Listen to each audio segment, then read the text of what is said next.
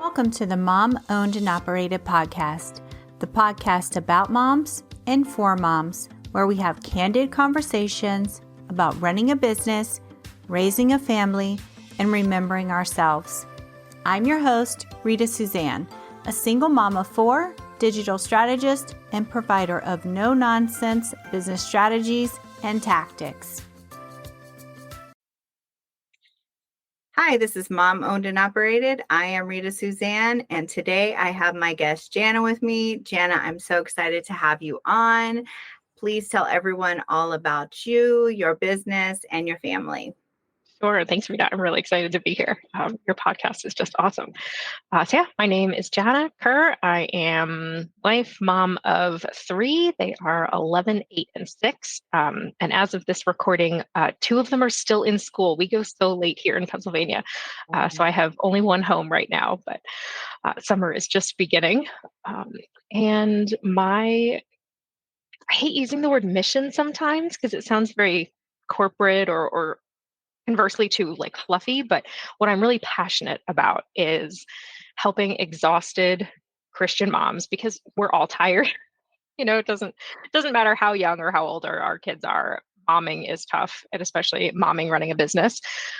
So I love to support moms at whatever stage they're in, whether they have babies or middle schoolers or even grown children, to learn how to prioritize their self-care and not feel guilty about it, not feel like they're doing it for some vain or selfish reason, but to really give them simple and doable tools, not this like big do a 180, you have to work out for an hour every day, redesign your pantry, throw out all the junk food.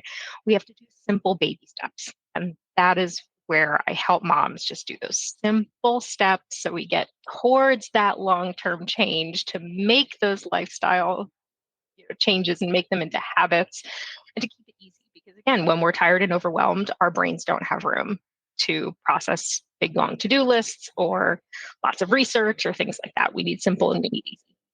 And so that is what I do with my health coaching. So what made you decide to start your own business? Well, I kind of got into entrepreneurship not in a way I was expecting. When my oldest was 1, I was introduced to the network marketing world and really had a horrible opinion of it. And I only hopped on board because I was like, you know what? If I could make a tiny bit of money, why not? So I did that. I mean, I still do it actually. And again, I've seen a lot of great companies out there and I've seen a lot of horrible companies. So I've been kind of on both sides.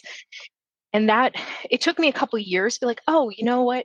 Network marketing, it is a business. You can choose to run it like a business or it can be a hobby. So for me, that side has kind of been a hobby, but it introduced me to that world and all of the education I got about what it means to be an entrepreneur and what it means to run a business and how you can actually do that with kids at home. I don't think I would have started my coaching business if I hadn't first kind of dipped my toes in the water there and gotten that, because network marketing, there's a lot of handholding, a lot of support, at least in my company. And it really laid the foundation for me of, I kind of know a little bit what it's like to be an entrepreneur. And it's in the health and wellness world, and all the education I got really lit up my mind, my heart, just everything I was learning. And because of my networking and connections I was making, I learned about health coaching. I didn't even know that was a job. I didn't know it was a thing. And so then I went down that path because my favorite part of my business was that customer care and getting to walk alongside people. And when I realized that could be my primary job, getting to coach people, I was like, I'm done. I'm in. Like, let's go. I went back to school, started my coaching business, and I love it. So I still do both, but the coaching is my primary. So, and you focus on helping with reducing stress. Tell me a little bit more about that. Yeah, I am the queen of stress. I went to see an endocrinologist a couple years ago, and he was like, "You don't have any problems. You're just an A++ personality." Like, oh, thanks. Wow. So it's a big challenge for me. And so I've had to learn for my own health how to take care of myself.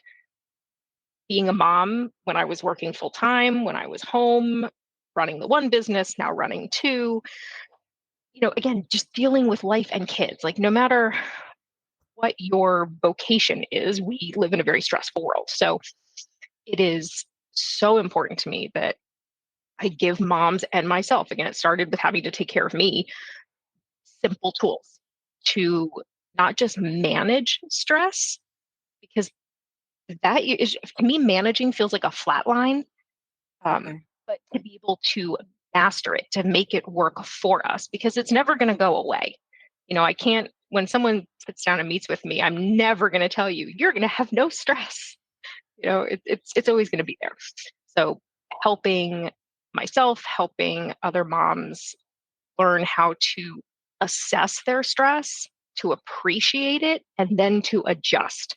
And those are like the three steps to stress mastery versus stress management. So, what are some techniques that you like to recommend or use to manage stress? Because I know that a lot of moms are stressed and Oh yeah. overwhelmed and exhausted. Yep. And they have to be simple, right? These tips and tools have to be really simple. The first one that I love is just redefining what stress means, redefining it. And the definition that I love the most is that stress is the gap between the demand on your life and your capacity to handle it. So when Mhm. demand is really high, you've got kids with a million activities, you have this, marketing plan that you have to put together, you've got a launch coming up, but you are so sleep deprived, you're not feeding yourself well, you can't remember the last time you went out with girlfriends, your capacity is really low. And so you're going to be in a lot of stress. That gap is really big. But if Yeah. you're able to go out with some girlfriends, if you're able to get a good night's sleep, if you can feed yourself well, you're increasing your capacity to deal with all that demand. And so you don't feel as stressed. And so one thing I love to have people do is just to write down, like just write down all the demands on your life and look and see which ones you might be able to reduce. And it's always Mhm. kind of funny because I'm like, you can't give away your kids. You can't pick up and move. You can't randomly quit a job. There's some big demands that we can't always change, that we don't always have control over. But could you decrease your demand by going out for pizza? Maybe it's not the healthiest option, but if you don't have to cook dinner on a really crazy night, that is a way to decrease your demand. Do you have an older kid who could maybe make pancakes, so that you don't have to cook dinner? What are some of these ways that you can decrease demand? Ask people to carpool so you're not running, back and forth one extra time. And then there are so many ways to increase capacity. And Mhm. we can spend a ton of time on this, but little ways to just recharge. For some women, it's prayer. For some women, it's meditation, exercise. It could just be putting on really nice lotion and just being like feeling yourself like rub the lotion into your hands. That could be just like that moment you need of like, I'm taking care of myself right now. It could be eating a good meal, not skipping lunch, not going for that extra cup of coffee, instead trying to get some water and some fresh air. There's Yeah. so many different things. And those can be simple and free. Self-care doesn't always have to be blocking out an hour for a massage or getting a pedicure, going on a spa retreat. Um, all these little simple things can really increase your capacity so that you're not feeling that huge gap. That's probably the biggest one. Yeah, I was, before we got on the call, I was mentioning how I went out of town to a wedding over this past weekend. And I ran into one of my cousins who I haven't seen in probably 6 or 7 years. And now she has three children, small children. And, I was just talking to her about, what it's like having all the little ones. And I know how overwhelming it is because she's working and they're at home and, how there's a lot going on. And she just kept saying, it's good, it's good, it's good. And I just kept saying, just make sure you're asking for help. Make sure you're asking, because I remember just feeling like I can do it. I can do it all, like, and never, and I still have a problem asking for help. I'm getting better, but I just knew that it's not that I felt like I can do it all. It's just that I hated to burden somebody else with my issues or my things. And so I would never really ask for help. And so I was just telling her how important it is, especially with young kids, just ask for help, or, Oh, yeah. seek out help, especially from your partner.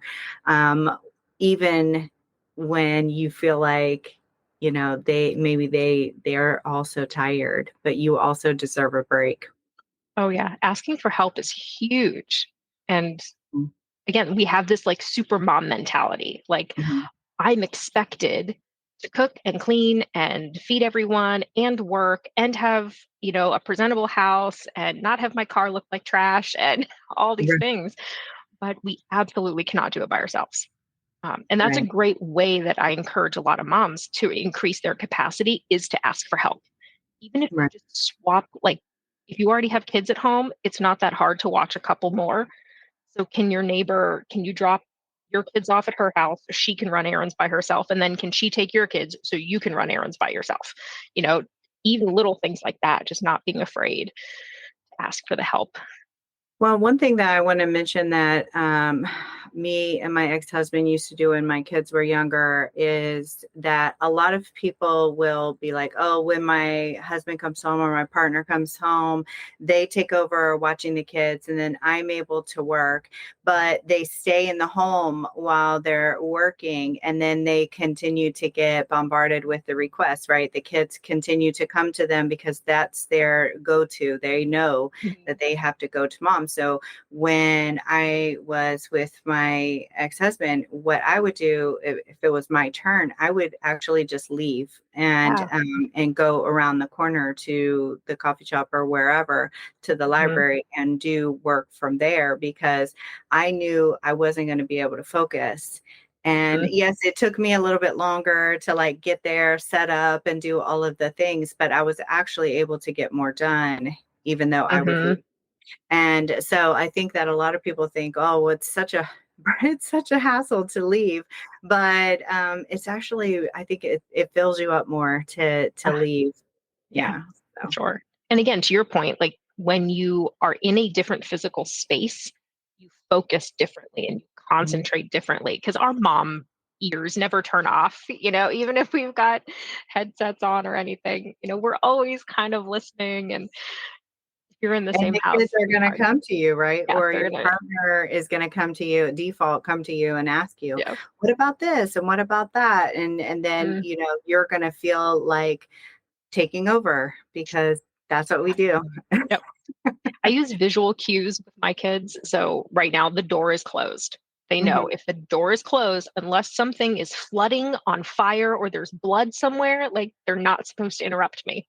Right. Dad's downstairs, and if he's in a meeting, he'll tell them what the parameters are. Right. But Yeah. a visual cue. I think that you have to teach your kids to how to adjust when especially when you're working from home. Like I Yeah. started working from home 10 years ago. And so for my kids, they understand what it's like when I'm working from home. And, they're teenagers now. But when I got custody of my nieces, they were used to my sister. Like if my sister's home, like she's there for them, right? She's not working. Hmm. And so I had to then in turn teach them how if I'm working, it's not talk time. Right. you know and so I think that it just goes hand in hand of it just takes that one little step and then that can alleviate some of the stress off of your plate. Like just give Oh, me a yeah. minute, let me focus on this, I'm working, and then I will come back to you when I'm not working. And I Mhm. think that sometimes for younger kids it's harder to understand, but they will get it. Yeah. Yeah. There's a Montessori trick that Mm, I learned where the kid knows that they just put their hand on mom's shoulder or leg, whatever they can reach. mhm, And as mom's busy, and all mom has to do is put her hand on top of theirs to acknowledge, I see you, I know you're there, but I'm not ready to talk to you yet. Okay. And then the kids know, okay, like I've been seen, I'm going to Yeah. wait my turn.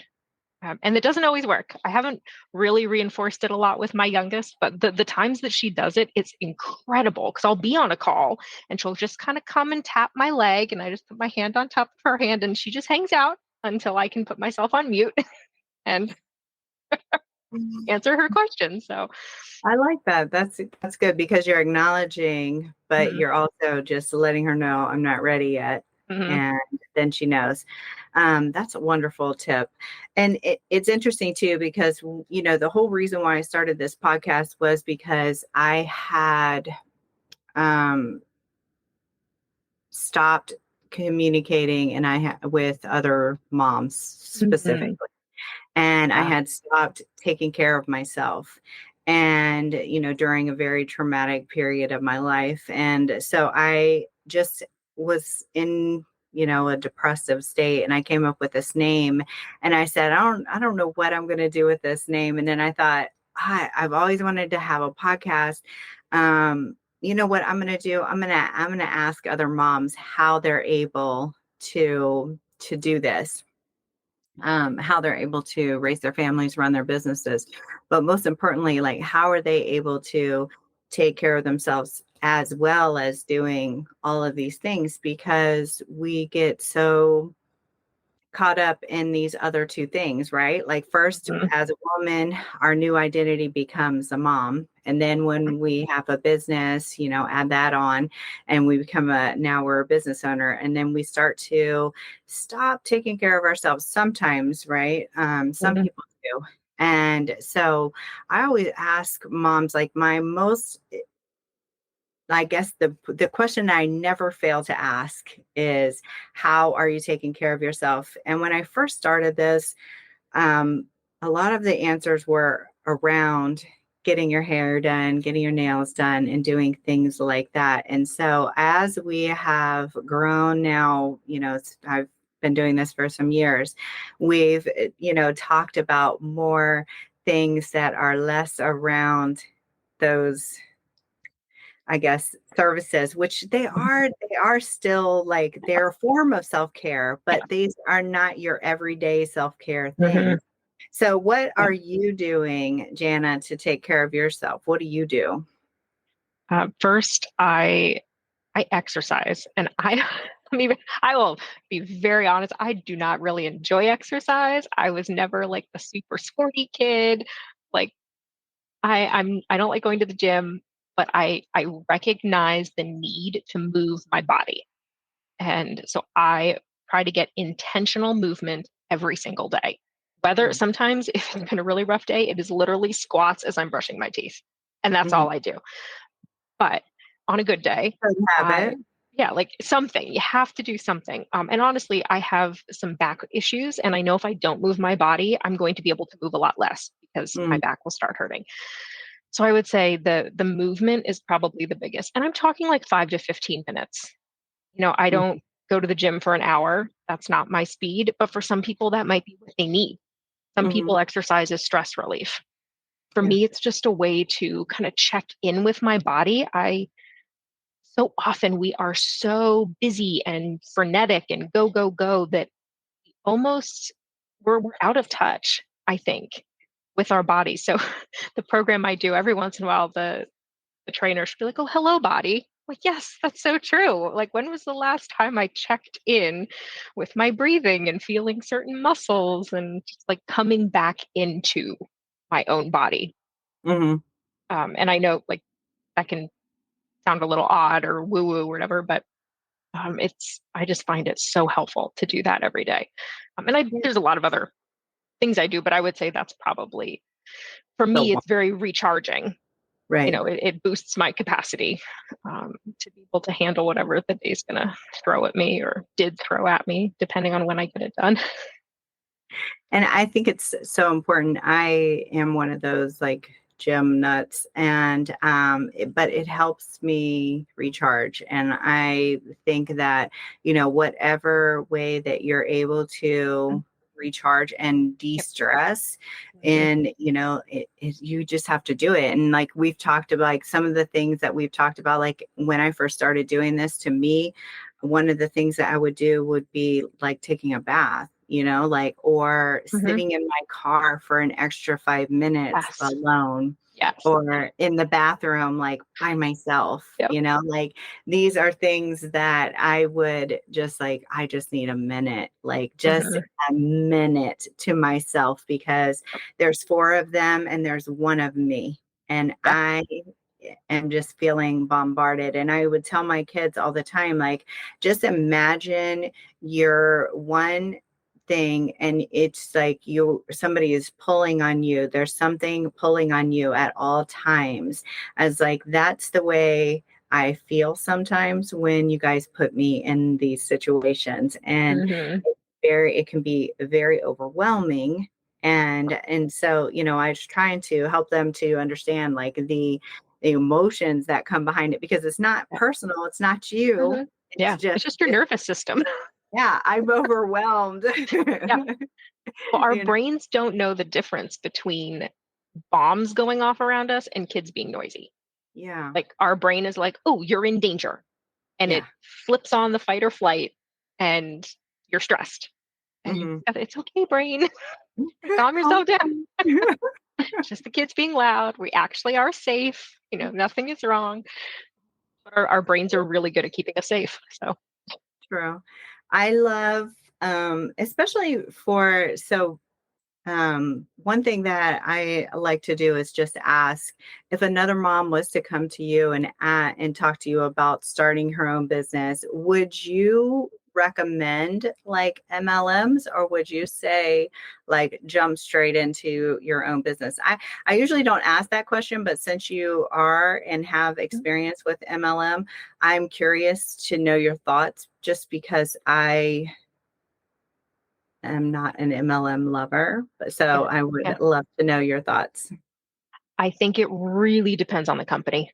I really think you have to do research there because, again, there are some great ones out there that help a lot of people and Mm-hmm, take very good care of their distributors and their customers. mm-hmm, But there are some really sleazy ones out there who aren't going to take good care of you as a distributor, aren't going mm-hmm. to support you in taking care of your customers. And um, so I think that you have to do your research and find a really solid, reputable company with a solid, reputable product. Yeah. Um, and the nice thing about the network marketing world is that like all the resources are kind of there for you. So my own business, I have to put together all of my own social media images. I have to write all my own copy. In the network marketing world, they're going to give you templates or images that you can share, and they'll have maybe a promo schedule or something like you don't have to come up with that side. They might even email your customers for you. Um, so it is like a nice little dip your toe in the water. Mm-hmm. Um, but again, if it's not with a good company, I've seen so many people just damage relationships. I've Like seen the with their ugly friends side. and family. Yeah, yeah, I've seen Yeah. the ugly side of it, and I've also seen the really really amazing side. Like I was able to leave my full time job Mm-hmm. when our son was born, our middle, and I knew that I was going to have some money coming in from my side gig, Yeah. and it was enough to help keep us going that I didn't have to go back and get my part time job that I thought I was going to have to get, and then that kept us going enough that then I could say, "Oh, I want to go back to school to become a health coach," and I was able to do that. So there's definitely upsides to it. Um, Yeah. so it really depends. If you're feeling that call to start your own business,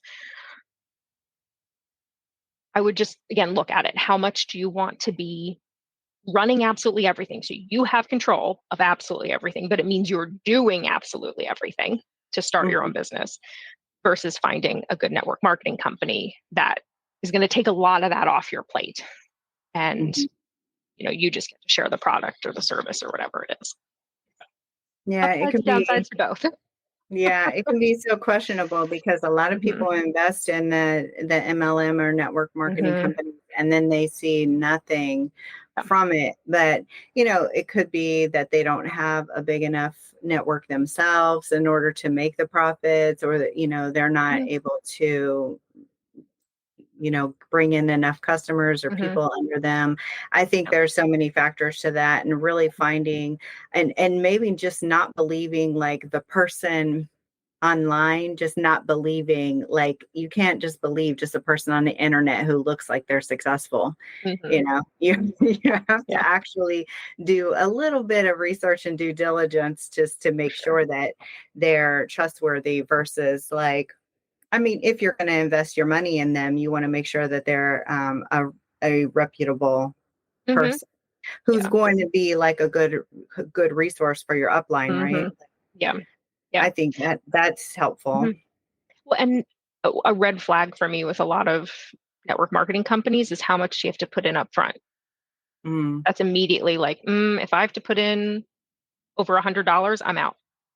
Yeah. Like, and I know there's so many out there where it's really expensive. You have to have a lot of inventory, and you have all to this maintain stuff, and it every single month. Yeah. and those are red flags.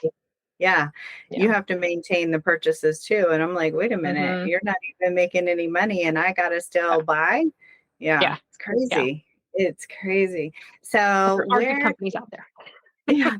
So what type of services, before we move on to like the last little bit, what kind of services do you offer to clients? Do you have like one-on-one, or do you offer group programs? Like, what do you do?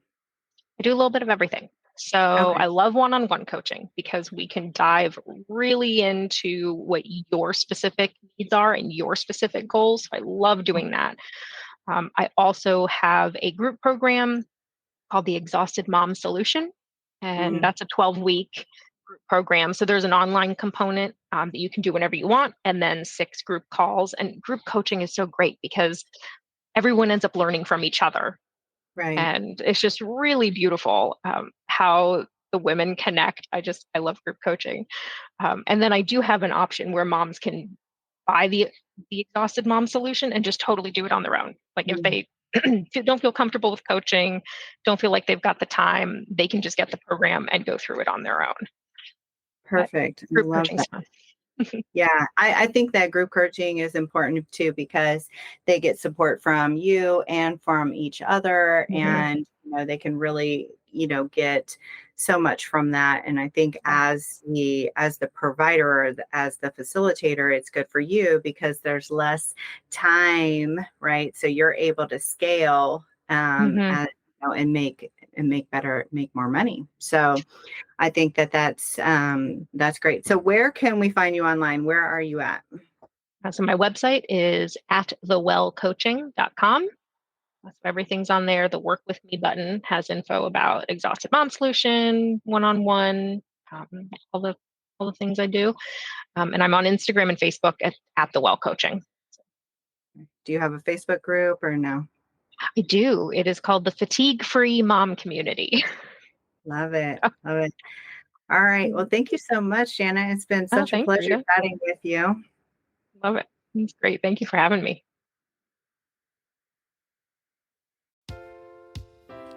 And there you have it. I want to encourage you to remember that being a mom who runs her own business is not easy. We all struggle, but just keep moving forward and don't forget to make time for yourself. As moms, we are usually the first thing to go to the bottom of the list. If your business is overwhelming you and you need real solutions, not just some sugar-coated suggestions, apply to work with me at ritasuzanne.com/apply.